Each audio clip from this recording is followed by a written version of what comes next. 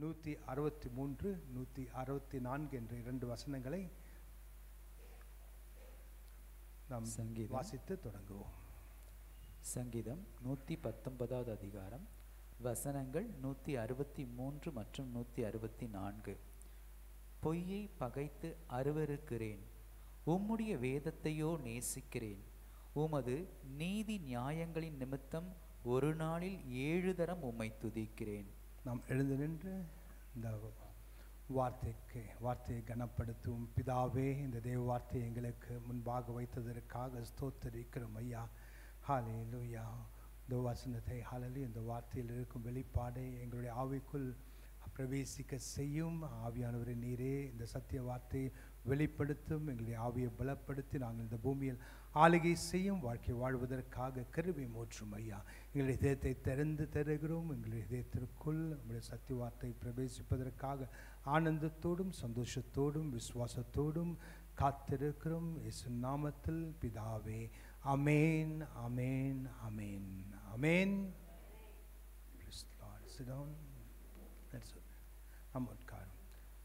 ஹல்லேலூயா. சங்கீதம் 119வது அதிகாரம் 166 164 என்ற வசனங்களை வாசித்தோம். இந்த முதல் குறிப்பு பி ஹானஸ்ட், உண்மையாக இருப்போம் என்ற தலைப்பில், துணை தலைப்பில் இருக்கிறது. உண்மையாக இருப்பதை கர்த்தர் விரும்புகிறார். எந்த காரியத்திலும் ஹல்லேலூயா நாம் உண்மையாக இருக்க வேண்டும். பொய்யை பகைத்து அருவருக்கிறேன். ஹல்லேலூயா. கர்த்தர் என்ன சொல்கிறார்? பொய்யை பகைத்து அருவருக்கிறேன். அதாவது சங்கீதக்காரர் சொல்கிறார், பொய்யை பகைத்து அருவருக்கிறேன், உம்முடைய வேதத்தையோ நேசிக்கிறேன். வேதம் என்னது? சத்திய வார்த்தை. ஹல்லேலூயா. சத்திய வார்த்தையை நேசிக்கிறேன். அதற்கு புறம்பான காரியங்கள் எல்லாம் பொய்தான், ஒரு மாயை தான். சத்தியத்திற்கு நேர் முறையான வார்த்தை என்ன? மாயை. ஹல்லேலூயா. பொய் கூட இல்லை, அது ஒரு வஞ்சனையான ஒரு வார்த்தை. நம்மை விழ செய்யும் வார்த்தை, நம்மை தவறான திசைக்கு கொண்டு போகும் வார்த்தை, அதான் பொய். பொய் என்றால் அதில் எந்த சத்தியமும் இல்லை. அதை நாம் பற்றி கொண்டால் அதனால் எந்த பலனும் வருவதில்லை. ஹல்லேலூயா. அதாவது இதயத்திற்குள் கர்த்தராகி தேவன் பேசுகிறார். நம் ஹிருதயத்திற்குள், நம்ம ஆவிக்குள் கர்த்தர் பேசுவார். அவருடைய வார்த்தை எங்கு வருகிறது? நேராக நம்முடைய ஆவிக்குள். ஆனால் தான் தேவ வார்த்தையை நாம் கேட்பதற்காக உட்கார்ந்து கொண்டிருக்கும் போது நம்முடைய மனதிற்கோ மூளைக்கோ வேலை கிடையாது.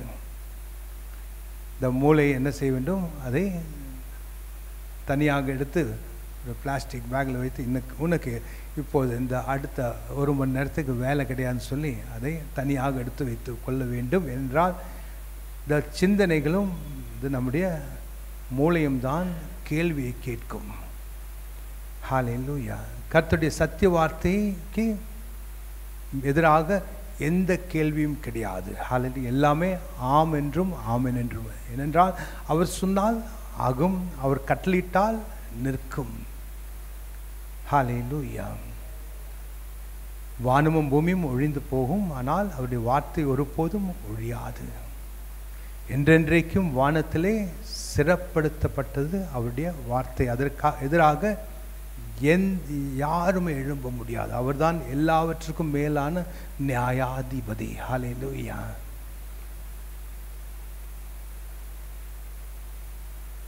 ஹல்லேலூயா. நியாயம் தீர்ப்பது அவர்தான். ஆனால் கர்த்தர் அந்த நியாயத்தை தீர்ப்பதற்கு நாம் சத்திய வார்த்தையில் நாம் நின்று கொண்டிருப்பதை விரும்புகிறார். நம்முடைய வாழ்க்கையில் நியாயம் என்றால் அதற்கு என்னது அர்த்தம்? வார்த்தையின்படி காரியங்களை செய்யும்போது நியாயம் என்றால், நியாய தீர்ப்பு என்றால் பலன். நியாய தீர்ப்பில் 2 நபர்கள் இருப்பார்கள். ஒருவனுக்கு பலன் வரும், ஒருவனுக்கு சிக்ஷை, பனிஷ்மெண்ட் வரும், தண்டனை வரும். ஹல்லேலூயா. அதாவது எவன் இடத்தில் பிழை இருக்கிறதோ அவனுக்கு தண்டனை, எவனிடத்தில் உண்மை இருக்கிறதோ அவனுக்கு பலன். ஹல்லேலூயா. நாம் சத்திய வார்த்தையின்படி தேவ வார்த்தையின்படி காரியங்களை செய்யும்போது நம் பக்கம் என்ன இருக்கிறோம்? உண்மை இருக்கும். அதனால்தான் உண்மையை எப்பொழுதும் நாடுவோம், தேடுவோம். அந்த வார்த்தையின்படி சத்தியத்தின்படி நாம் நிலையாக நிற்போம். வேதத்தை நேசிப்போம். ஹல்லேலூயா. உமது நீதி நியாயங்களின் நிமித்தம் ஒரு நாள் 7 தரம் உம்மை துதிக்கிறேன். ஹல்லேலூயா. அதாவது அவருடைய நீதி நியாயம் நம்முடைய வாழ்க்கையில் அவர் தொடர்ந்து வெளிப்படுத்தி கொண்டிருக்கிறார். அவரை நாம் தேடும்போது, அவரை ஆராதிக்கும் போது, அவரிடத்தில் நாம் நம்முடைய குறைகளை சொல்லும்போது, நமக்காக நாம் ஜெபித்து கொள்ளும்போது, நம்முடைய நிலையை வெளிப்படுத்தும் போது, அவர் எந்த வண்ணமான தேவன்? அவர் இஸ் a compassionate God. நம்முடைய உருக்கமான தேவன், நம்முடைய நிலையை அறிந்த தேவன். ஹல்லேலூயா. என்றால் இந்த பூமியில் வாழ்ந்திருக்கிறார் நம் தேவன் இயேசு. மாம்சத்தில் இருக்கும் நம்முடைய மாம்சத்திலும் இரத்தத்திலும் இருக்கும் நம்முடைய நிலையை அவரை விட யாருக்கும் அறிந்திருக்கிற சாத்தியமில்லை. ஹல்லேலூயா. அதனால்தான் நாம் முறையிடும் போது அவர் உடனடியாக நம்முடைய ஜெபத்தை கேட்கிறார், நியாயத்தை நம்முடைய வாழ்க்கையில் வெளிப்படுத்துகிறார். அதனால்தான் சங்கீதக்காரர் சொல்கிறார், உமது நீதியின் நியாயங்களின் நிமித்தம் ஒரு நாளில் 7 தரம் உம்மை துதிக்கிறேன். ஹல்லேலூயா. 7 தரம் கர்த்தராகிய தேவனை துதிப்பதற்கு காரணம் என்ன? அவருடைய நீதி நியாயம் எப்பொழுதுமே நம் பக்கமாக இருப்பதனால். ஹல்லேலூயா. நாம் ஜெபிக்கவில்லை என்றாலும் நாம் ஒரு காரியத்தை நாம் செய்து நாம் நிற்கும்போது அதில் வெற்றி கிடைக்குமா கிடைக்காது என்று நாம் சந்தேகப்பட வேண்டிய அவசியமில்லை. நாம் தேவ வார்த்தையின்படி சத்திய வழியின்படி காரியங்களை செய்தால் நமக்கு தான் வெற்றி நிச்சயம். நமக்கு சாதகமாக தான் கர்த்தர் காரியங்களை செய்து முடிப்பார். அதாவது அது படிக்கிற பிள்ளைங்களுக்காகவும் சரி, நாம் ஆஃபீஸில் வேலை செய்தாலும் சரி, இவ்வளோ உண்மையாக நான் வேலை செய்கிறேன், எனக்கு மேலதிகாரத்திலிருந்து எனக்கு எந்த ஒரு பலனும் வரவில்லை என்று ரொம்ப கஷ்டப்பட்டு கொண்டு இருப்பவர்கள் நிறைய பேர் இருக்காங்க ஆஃபீஸில். அவங்களுக்கு ஒரு நல்ல செய்தி என்னன்னா, கர்த்தர் உங்களுடைய வேலையை கவனிக்கிறார். ஹல்லேலூயா. அந்த இடத்துல இல்லை என்றால் அவர் அதை அங்கிருந்து எடுத்து ஒரு நல்ல ஒரு இடத்தை உங்களுக்கு வெளிப்படுத்தி அதை உட்கார வைப்பார். அந்த இடத்தில் உங்களுக்கு பலனை தருவார். நாம் யாருக்காக வேலை செய்கிறோம்? அந்த ஆஃபீஸில் இருக்கும் மேனேஜருக்காக இல்லை, அந்த கம்பெனிக்காக இல்லை, கர்த்தருக்காக செய்கிறோம். ஹல்லேலூயா. அது எதை செய்தாலும் கர்த்தருக்காக செய்கிறதை அறிந்து நாம் செய்யும்போது அதில் பலன் இருக்கிறது. ஹல்லேலூயா. ஆனால் நிறைய பேர் வேலை செய்யாமலே மனுஷனை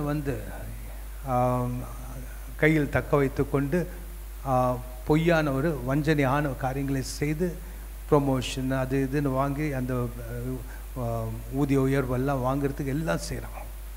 ஆனால் அவனுக்கு ஒரு நாள் இருக்கிறது, ஒரு வீழ்ச்சி இருக்கிறது. ஆனால் உண்மையாக இருப்பவர்களை கர்த்தர் தொடர்ந்து உயர்த்தி கொண்டே இருப்பார். ஹல்லேலூயா. அந்த இடத்தில் அவர்களுக்கு உயரவில்லை என்றாலும் இன்னொரு இடத்தில் அவர் உயர்த்துவார். அதே வண்ணமாக தான் பிஸ்னஸிலும் நம் உண்மையாக சத்திய வார்த்தையை பிடித்து கொண்டு இருக்கும்போது கர்த்தர் நமக்காக வெற்றியை தருவார். நமக்காக காரியங்களை ஹல்லேலூயா நம் பக்கமாக எல்லா காரியங்களையும் நம் பக்கமாக திருப்புவார். நமக்கு தயவை தருவார். யார் முன்பாக போய் நின்றாலும் சரி தயவை தருவார். ஹல்லேலூயா. ஒரு நேற்று நடந்த ஒரு காரியம், ஒரு இடத்துல போய் ஒரு ரெஜிஸ்டர் பண்ணுறதுக்காக போனபோது அவங்க சொன்னாங்க, அந்த இதுக்கு 48,000 சில்லறை இன்னும் கட்டணும். ஆனால் சடனாக சொன்னாங்க, இது 2 இது இருக்குங்க, அதுக்கு 2த்துக்கும் 2 போடணும், அதனால் இது இன்னொரு 48,000 கட்டணும்னு சொன்னாங்க. கர்த்தரோட மகிமைக்காக சொல்கிறேன். பேங்க்கில் கட்டப்போது இல்லை இந்த ரெஜிஸ்டர் பண்ணுறது நீங்கள் 2 பேர் தான் ஒரே பேராக போட்டால் அது 48,000 போதும்னு சொன்னாங்க. கேட்டபோது பேங்க்கில் அனுமதி கொடுக்கலன்னு சொல்லி ரெஜிஸ்டர் கிட்ட சொன்னோம், இந்த மாதிரி சொன்னாங்கன்னு. ரெஜிஸ்டர் என்ன சொன்னார் தெரியுங்களா? பார்த்துட்டு உங்கள் முகத்தை பார்த்தா நீங்கள் திருப்பி அந்த இன்னொரு 48,000 கட்டுறதுக்கு எனக்கு சொல்கிறதுக்கு மனசு வரலைங்க. பரவாயில்ல, நான் ஆடிட்டில் நான் பார்த்துக்கிறேன், ஆடிட் பார்த்துருவோம், ஏதாவது அப்படி எதாவது இருந்தால் நான் உங்களை அழைக்கிறேன், அந்த மாதிரி பார்ப்போம், ஒன்றும் வராது, நான் அதுக்கு எல்லாம் சரி கட்டுறேன்னு சொல்லிவிட்டு அவர் கெட்ட வேணான்னு சொல்லிவிட்டு அவரே வந்து இது பண்ணிட்டார். அது வரைக்கும் முடியாதுன்னு சொல்லி ஒரே பிடியா வெளுத்து இன்னொரு 48,000 கட்டினா தான் அது செய்ய முடியும்னு சொன்னார். ஆனால் கர்த்தருடைய கரம் நம் மீது இருக்கும்போது மனுஷ தெய்வம் ராஜாக்களுடைய தெய்வம் நாம் காண்போம், போகிற இடத்தெல்லாம் தயவை காண்போம். ஹல்லேலூயா. அது அற்புதமாக நடத்தி தந்தார். அவங்க சொன்ன வார்த்தை என்ன, உங்கள் முகத்தை பார்த்தா எனக்கு இன்னும் அந்த அமௌண்ட்டை கட்டுறதுக்கு சொல்ல மனசு வரலைங்கன்றார். ஹல்லேலூயா. அதுக்கு அர்த்தம் என்ன? கர்த்தர் தான் அது காரணம். ஹல்லேலூயா. நம்ம முகத்தில் ஒன்றும் பெருசாக ஒன்றும் கிடையாது, அது கர்த்தருடைய தயவு நம் மீது இருப்பதனால். ஹல்லேலூயா.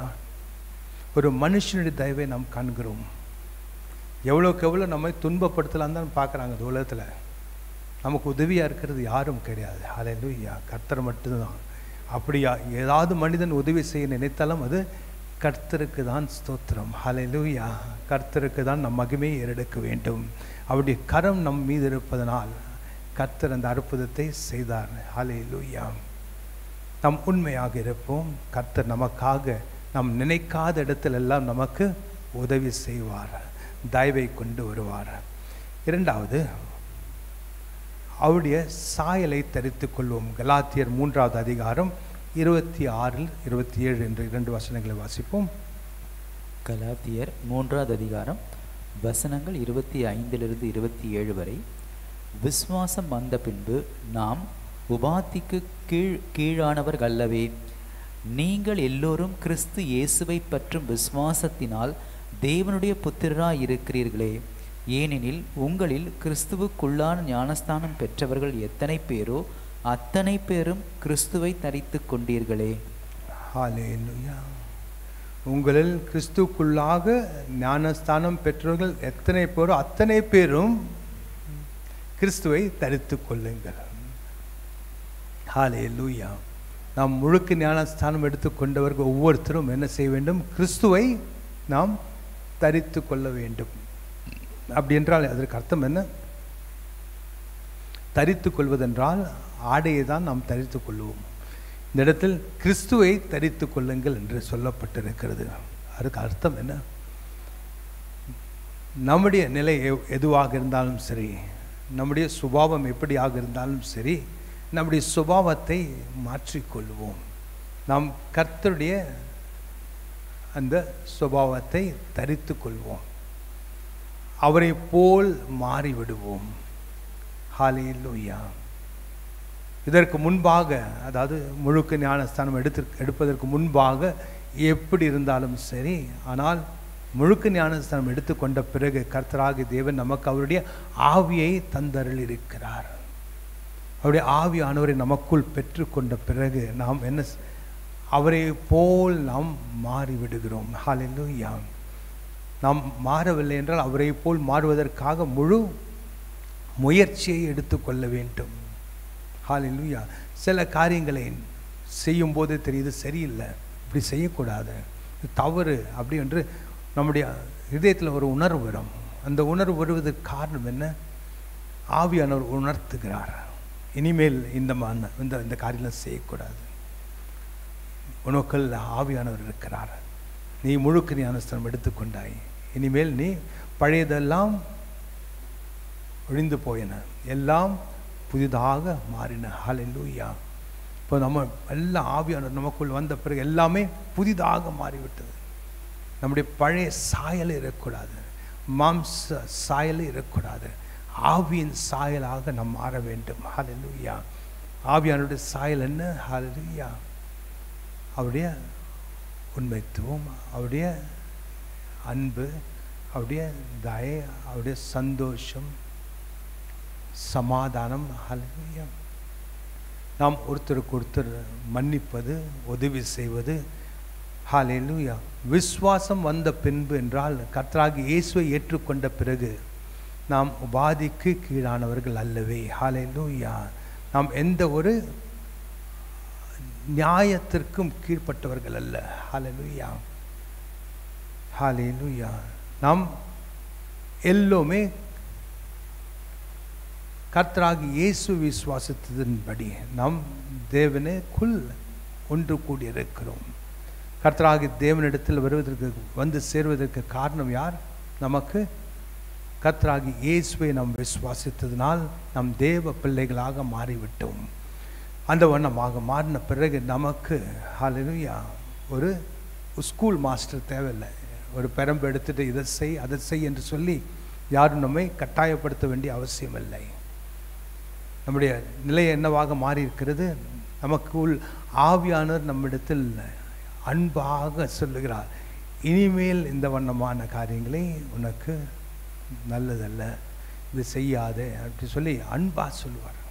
அந்த செய்த உடனே, அது தவறு செய்த உடனே ஒரு மனசுக்குள்ள ஒரு கஷ்டம் இருக்கும், ஒரு மனம் திரும்புவோம், இல்லை இல்லை இது செய்யவே கூடாது இனிமேல் அப்படின்னு சொல்லி உணர்த்துவாராம். அதுதான் கர்த்தராகிய இயேசுடைய சாயலுக்குள் நாம் மாறிக்கொண்டிருக்கிறோம். ஹல்லேலூயா. ஒரே நாளில் மாறுவதில்லை, மெல்ல மெல்ல மெல்ல மாறுகிறோம். எப்பொழுது நம்முடைய மாற்றம் அதிகமாக தெரியும்? நம்முடைய ஒப்பு கொடுப்பதன் மூலமாக. இன்னும் அதிகமாக நாம் கர்த்தருக்குள் ஒப்பு கொடுக்கும் போது, இன்னும் நம்முடைய சாயலாக மாற வேண்டும் என்று வார்த்தைக்கு ஒப்பு கொடுக்கும் போது, வார்த்தை விரும்புவது அதை உதாசீனப்படுத்தாமல் இந்த வார்த்தையின்படி நாம் மாற வேண்டும். ஹல்லேலூயா. அந்த மாதிரி மாறும்போது தான் ஹல்லேலூயா இனிமேல் யாரும் நம்மை என்ன செய்ய வேண்டாம், கட்டாயப்படுத்தி இதை செய் அதை செய் என்று சொல்ல வேண்டாம். இது நல்லதில்லை, அது கெட்டதில்லை. நமக்கு நம்முடைய ஆவிக்குள் ஆவியானவர் பேசுவார். இந்த வார்த்தை பிரவேசித்தவுடன் என்ன செய்யும்? அந்த காரியங்கள் மீது அருவருப்பு வரும். இதற்கு முன்பாக செய்யக்கூடாத காரியங்களை செய்திருந்தோம், அதற்கு அருவருப்பு வரும். சிலவங்க குடிப்பழக்கம் இருக்கும், அந்த குடிக்கிறதுக்காக வந்து அவங்களுக்கு அந்த ஒரு வாஞ்சி இருக்காது, ஒரு அருவருப்பு வரும். சிகரெட் பிடிக்கிற பழக்கம் இருந்திருக்கும், அது அதற்கு பிறகு யாரும் சொல்லியிருக்க மாட்டாங்க, அவங்களுக்கு தானாகவே இதெல்லாம் தேவையில்லை எனக்கு இனிமேல் என்று சொல்லி அதிலிருந்து ஒரு விடுதலை கிடைக்கும். ஹல்லேலூயா. அதற்கெல்லாம் காரணமாறு ஆவியானவர் நம்மை மாற்றுகிறார். எங்கிருந்து மாற? வெளிப்புறமாக மாற்றவில்லை, உள்ளிலிருந்து வெளியாக மாற்றுகிறார். ஹல்லேலூயா. நம்மை பரிசுத்தப்படுத்துகிறார். இதற்கு முன்பாக நாம் கர்த்தராகிய இயேசுவை அறிந்து கொள்வதற்கு முன்பாக நாம் வெளிப்புறமாக பரிசுத்தவான்களாக இருந்தோம்.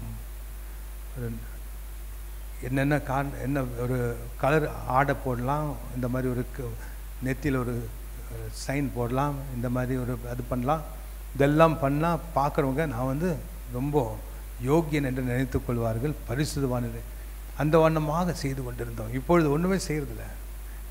நமக்கு பிடிச்ச ஆடையை போடுறோம், நம் முகத்தில் எதையும் பூசுறதில்லை. நம்முடைய ஹிருதயம் மாற்றி கொண்டார் கர்த்தர். ஹல்லேலூயா.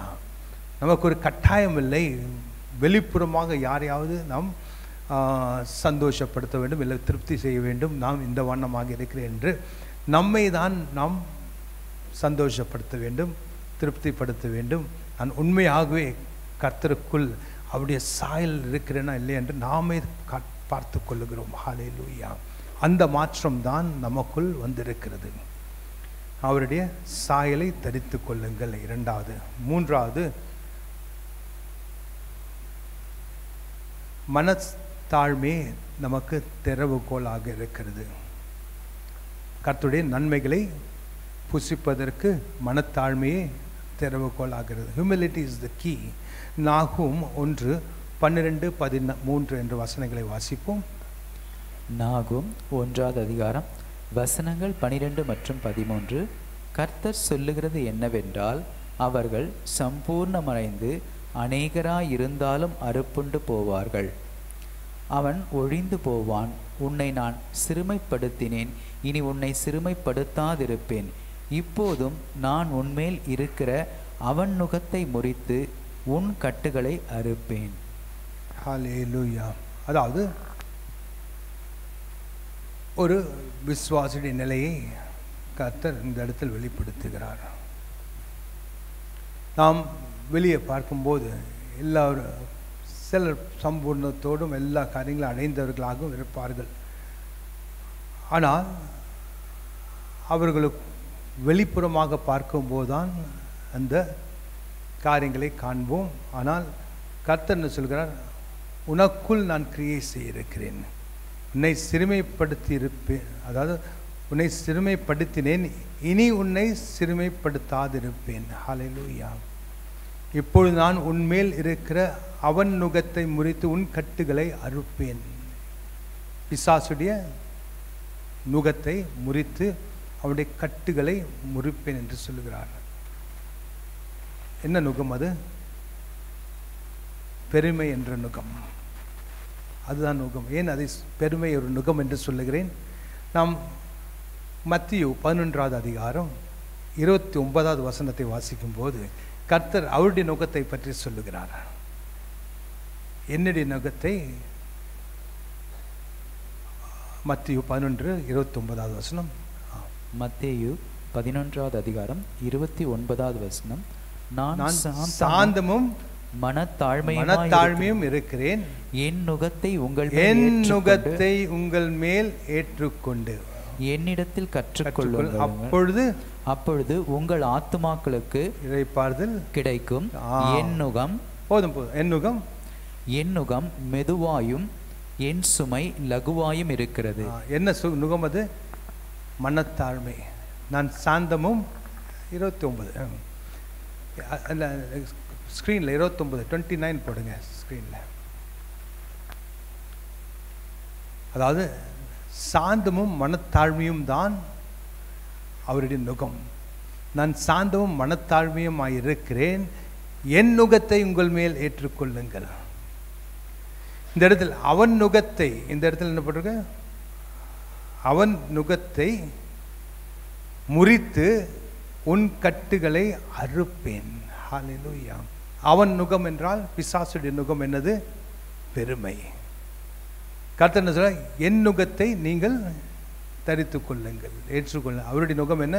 மனத்தாழ்மை, சாந்தமும் மனத்தாழ்மையும். ஹல்லேலூயா. அது இந்த வசனத்தில் நாம் அறிந்து கொள்ளுகிற காரியம் என்ன? அபிஷேகம் வந்து இறங்கும் போது நம்முடைய நுகம் முறியும். அபிஷேகத்தினால் நுகம் முறியும் என்ற வார்த்தையின்படி அபிஷேகம் வந்து இறங்கும் போது நம்முடைய நுகம் முறியும். என்ன நுகம் முறியும்? கழுத்தில் இருக்கிற பிசாசுடைய கட்டு நுகம் முறியும். பிசாசு எதை வைத்து கட்டுகிறான்? ஒரு மனிதனுடைய வாழ்க்கையை பெருமை கொண்டு வந்து அவனை கட்டுக்குள் கொண்டு வருகிறான். நாம் நம்முடைய இதயத்திற்குள், நம்முடைய மனதிற்குள் அந்த பெருமை வராமல் நாம் தடை செய்தால் நாம் அப்பொழுதுதான் அந்த நுகத்திலிருந்து வெளியாக இருப்போம். அதனால்தான் என்னுடைய நுகத்தை நீங்கள் ஏற்றுக்கொள்ளுங்கள். என்னுடைய நுகம் என்னது? சாந்தமும் மனத்தாழ்மையும் தான் என்னுடைய நுகம் என்று சொல்லுகிறார். அந்த நுகத்தை நாம் ஏற்றுக்கொள்ளும் போது உன்னுடைய ஹிருதயத்திற்கு என்ன, உன்னுடைய ஆத்மாவுக்கு இளைப்பாறுதல் உண்டாகும் என்று சொல்லுகிறார். பிசாசுடைய நுகம் என்ற பெருமையை நாம் ஏற்றுக்கொள்ளும் போது நம்முடைய வாழ்க்கையில் போராட்டம் தான், இளைப்பாறுதல் கிடையாது. ஹல்லேலூயா. கர்த்தராகிய தேவனின் நன்மைகளை புசிப்பதற்கு நமக்கு என்ன இருக்க வேண்டும்? கர்த்தருடைய நுகத்தை நாம் தரித்து கொள்ள வேண்டும். அவருடைய நுகம் என்னது? சாந்தமும் மனத்தாழ்மையும். ஹல்லேலூயா. 4வது குறிப்புக்கு போவோம். நாகும் 1:12-13 என்ற வசனங்களை வாசிப்போம். சாரி 4வது டாக்ட்ரின் ஆஃப் 1 தீமோத்தேயு 4:16. 1 தீமோத்தேயு 4:16. 1 தீமோத்தேயு 4வது அதிகாரம். Doctrine of Christ is your boundary. அதாவது கிறிஸ்துடைய உபதேசமே உன்னுடைய எல்லையாக இருக்கிறது. 1 தீமோத்தேயு 4வது அதிகாரம் 16வது வசனம். உன்னை குறித்தும் உபதேசத்தை குறித்தும் எச்சரிக்கையாயிரு, இவைகளில் நிலை கொண்டிரு. இப்படி செய்வாயானால் உன்னையும் உன் உபதேசத்தையும் கேட்டவர்களையும் ரட்சித்துக் கொள்வாய். ஹல்லேலூயா. 1 திமோத்தி 4:16 பால் அப்போஸ்தலர் எழுதின வார்த்தை. ஹல்லேலூயா. என்ன சொல்லுகிறோம்? உபதேசத்திற்குள் நாம் அடங்கி இருக்கும்போது, ஹல்லேலூயா, நிலை கொண்டு இருக்கும்போது இப்படி செய்வாய் ஆனால் உன்னையும் உன் உபதேசத்தையும் கேட்பவர்கள் ரட்சித்துக் கொள்வார்கள். ஹல்லேலூயா. நாம் அந்த உபதேசம், கர்த்தருடைய கிறிஸ்துவின் உபதேசத்திற்குள் கட்டுப்பட்டவர்களாக இருக்கும்போது நமக்கு எவ்வளோ அந்த ரட்சிப்பின் வல்லமை வெளிப்படும் என்று நினைத்துக் கொள்ளுங்கள். நாம் அதை பேசும்போது பிறருடைய வாழ்க்கையில் ரட்சிப்பு வரும் என்று எழுதப்பட்டிருக்கிறது. நாம் அந்த கிறிஸ்துவின் உபதேசத்திற்குள் நாம் நிலை கொண்டு இருக்கும்போது நம்முடைய வாழ்க்கையில் அந்த ரட்சிப்பின் வல்லமை வெளிப்படும். அதே உபதேசத்தை நாம் பிறருக்கு பேசும்போது அவர்களுடைய வாழ்க்கையில் அந்த ரட்சிப்பின் வல்லமை வெளிப்படும். நமக்குள் இருப்பதை தான் நாம் பிறருக்கு கொடுக்க முடியும். ஹல்லேலூயா. நம்முடைய கையில் நம் வசம் ஏதாவது இருந்தால்தான் நாம் அதை கொடுக்க முடியும், இல்லாததை நாம் கொடுக்க முடியாது. அதனால்தான் கர்த்தர் சொல்ல, நீ முதலில் அந்த உபதேசத்தின் எல்லைக்குள் நீ நிலையாக இரு. அந்த ரட்சிப்பின் வல்லமை, ரட்சிப்பின் வல்லமை என்றால் விடுதலை. 5 காரியங்கள், சோசோ என்று இருக்கிற அந்த 5 காரியங்கள்: விடுதலை, சுகம், காப்புதல், பாதுகாப்பு, எல்லா காரியத்திலும் நன்மை. இந்த 5 காரியங்களை கொண்டதுதான் ரட்சிப்பு. அந்த 5 காரியங்கள் உன்னுடைய வாழ்க்கையில் வெளிப்பட வேண்டும். நீ அந்த உபதேசத்திற்குள், அந்த எல்லைக்குள், உபதேசம் என்றது ஒரு எல்லை, அதற்கு மீறி வெளியே போகக்கூடாது. வார்த்தையின் எல்லைக்குள் நாம் வாசமாக நிலைத்திருக்கும் போது நம்முடைய வாழ்க்கையில் இந்த ரட்சிப்பின் வல்லமை வெளிப்படும். நன்மைகள், ரட்சிப்பின் நன்மைகள் நம்முடைய வாழ்க்கையில் வெளிப்படும். அப்பொழுது நீ பிறரிடத்தில் போய் பேசும்போது அவர்களும் அந்த ரட்சிப்பை பெற்றுக்கொள்வார்கள். ஹல்லேலூயா. ஒரு சிம்பிளான விஷயம். ஹல்லேலூயா. எவ்வளோ ஆழமாக பேசியிருக்கிறார் பவுல் அப்போஸ்தலர் தீமோத்தேயுவில். ஆனால் ஆவியார் நம்மிடத்தில் அதை சிம்பிளாக பேசுகிறார். ஒன்றும் இல்லை, அந்த வார்த்தைக்குள் நீ அடங்கி இருந்து அந்த நன்மைகளை நீ ருசி பார்க்கும்போது நீ யார் இடத்தில் போய் பேசினாலும் அவங்களுக்கு அந்த ரட்சிப்பு வந்துடும், அந்த விடுதலை வந்துடும், அவங்களுக்கு சுகம் வந்துடும், பிசாசு கட்டில் அவங்களுக்கு விடுதலை வந்துடும், அவங்களுக்கு சமாதானம் வந்துடும். அதனால் நான் சொல்லியிருக்கேன் இவ்வளோ வாட்டி. நாம் பேசும்போது சிலவங்க நீங்கள் உங்ககிட்ட பேசினாலே எனக்கு சமாதானமாக இருக்குது அப்படின்னு சொல்லுவாங்க. காரணம் என்ன? நமக்குள் இருக்கும் சமாதானத்தை அவர்கள் பெற்றுக்கொள்ளுகிறார்கள் நாம் பேசும்போது. ஹல்லேலூயா. ஏன்? என்னுடைய வேதத்தை நேசிக்கிறவர்கள் மிகுந்த சமாதானத்தை அவர்கள் உடையவர்களாக இருப்பார்கள். எந்த இடரிலும் அவர்களுக்கு நேராது. ஹல்லேலூயா. உபதேசத்திற்குள் நாம் நிலையாக நிற்கும் போது அவருடைய நன்மைகளை பெற்றுக்கொள்வோம். அந்த ரட்சிப்பின் நன்மைகளை, அதே நன்மைகளை நாம் பிறருக்கு உபதேசிக்கும் போது அவர்களும் அந்த ரட்சிப்பின் வல்லமையும் நன்மைகளும் பெற்றுக்கொள்வார்கள். 5வது கடைசியான குறிப்பு, எல்லாவற்றுக்கும் மேலாக அன்பில் நடங்கள். Walk in love above all things. பேதுரு 4வது அதிகாரம் 8, 9 என்ற வசனங்களை வாசிப்போம். 1 பேதுரு 4வது அதிகாரம் வசனங்கள் 8 மற்றும் 9. எல்லாவற்றுக்கும் மேலாக ஒருவருக்கொருவர் ஊக்கமான அன்புள்ளவர்களாய் இருங்கள். அன்பு திரளான பாவங்களை மூடும். முறுமுறுப்பில்லாமல் ஒருவரை ஒருவர் உபசரியுங்கள். ஹல்லேலூயா. ஹாஸ்பிட்டாலிட்டி, உபசரிப்பது. ஹல்லேலூயா. உபசரியுங்கள் என்றால் வீட்டுக்கு வந்தால் தான் உபசரிப்போம், இல்லை வெளியில் யாருக்கும் உபசரிக்க மாட்டோம். கர்த்தர் என்ன சொல்றார்? ஹல்லேலூயா. அன்பு திரளான பாவங்களை மூடும். முறுமுறுப்பில்லாமல் ஒருவருக்கொருவர் உபசரியுங்கள். ஹல்லேலூயா. முணுமுணுக்காமல் உபசரியுங்கள் என்றால் அதை ஹாஸ்பிட்டாபிலிட்டி, அதாவது நாம் உபசரிக்கும் தன்மை கொண்டவர்களாக இருக்கும்போது நமக்குள் முணுமுணுப்பு இருக்காது, எதையும் சந்தோஷமாக செய்வோம். ஹல்லேலூயா.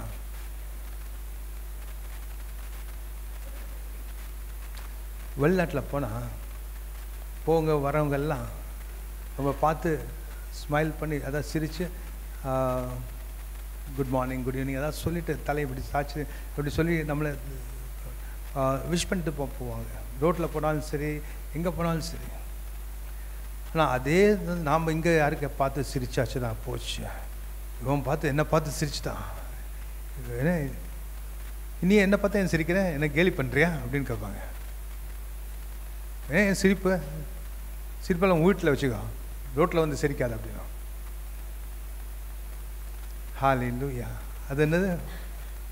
உபச்சரிப்பு.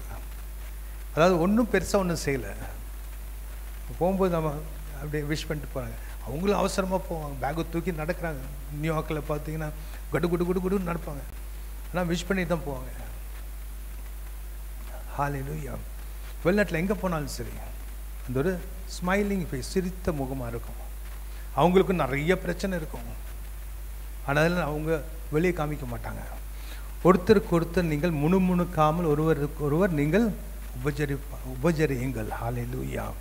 அது ஒரு அன்பின் வெளிப்பாடு. ஹல்லேலூயா. எல்லாவற்றுக்கும் மேலாக அன்பில் நாம் அன்பை பரிமாற வேண்டும். ஹல்லேலூயா. உட்காரும்போது சாப்பாடை பரிமாறோம்ல, அதுமாரி நாம் என்ன செய்யணும்? அன்பை பரிமாற வேண்டும்.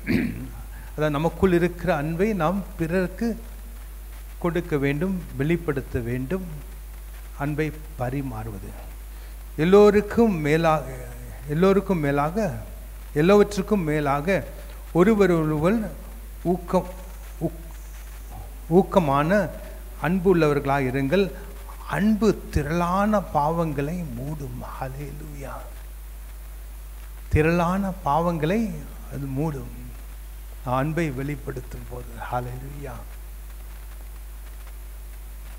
ஏன் திரளான பாவங்களை மூடும்? அந்த ஒரு சிரித்த முகத்தோடு அன்போடு நாம் பரிமாறும்போது நாம் என்ன செய்கிறோம்?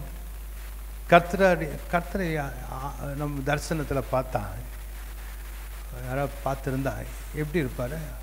முணுமுணுப்போடு இருப்பாரா, இல்லை கோபமாக இருப்பாரா, இல்லை சங்கடமாக இருப்பாரா,